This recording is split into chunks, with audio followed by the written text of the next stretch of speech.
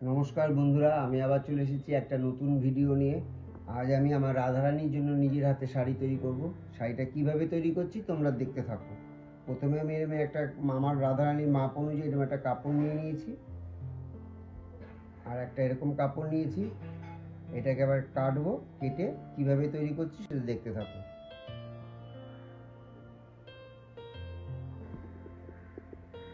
প্রথমে কাপড়ের টুকরোগুলোকে আমি এরকমভাবে করে নিলাম, নিয়ে একের পর এক এরকম পার্ট বাই পার্ট করে দিচ্ছি।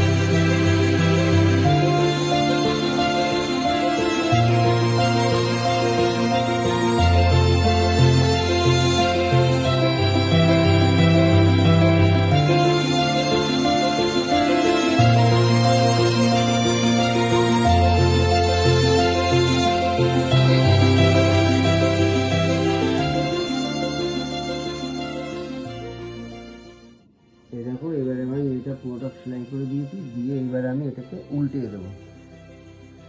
তাতে কি হবে, এটা ভিতরে গেলে পরে পাটটা আরো সুন্দর উঠবে।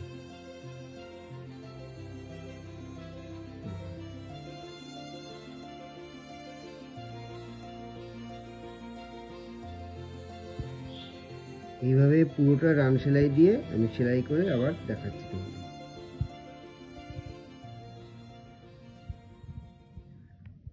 দেখো বন্ধুরা, আমার কাপড়টা রেডি হয়ে গেছে। কীরকম লাগলো তোমরা কমেন্টে জানাবে। ভিডিওটা আজকে এখানেই শেষ করলাম।